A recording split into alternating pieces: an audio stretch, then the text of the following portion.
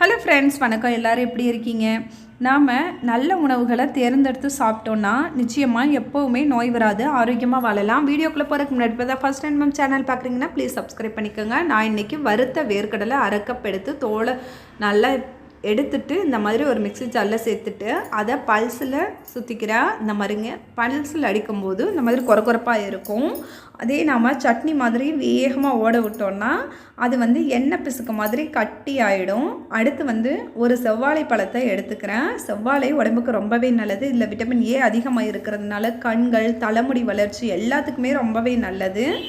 இப்போ நம்ம கட் பண்ணி வச்சுருக்கிற அந்த செவ்வாழை பழத்து கூட நாம் பொடி பண்ணி வச்சுருக்கிற வேர்க்கடலையே சேர்த்துக்கலாம். அடுத்து இது கூட தேங்காய் துருவலையும் சேர்த்துக்கலாம். வேர்க்கடலையும் நம்ம உடம்புக்கு ரொம்ப நல்லது. அதே மாதிரி தேங்காய் துருவலும் பார்த்திங்கன்னா வயிற்றுப்புண், வாய்ப்புண், நிறைய பிரச்சனைகளை தீர்க்கக்கூடியது. அடுத்து இது கூட ஒரு 2லேருந்து 3 ஸ்பூன் கிட்ட நாட்டு சர்க்கரை சேர்த்துக்கிறேன். நாட்டு சர்க்கரையுமே நம்ம உடம்புக்கு நல்லது. இதில் போட்டிருக்கிற ஒரு பொருளுமே நம்ம உடம்புக்கு ரொம்பவே நல்லது, ஆரோக்கியத்தை தரக்கூடியது.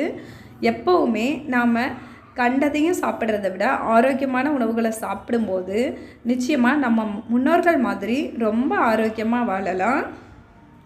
இது கூட விருப்பப்பட்டால் ஏலக்காய் பொடி சேர்த்துக்கலாம், இல்லைன்னா ஸ்கிப் பண்ணிடுங்க.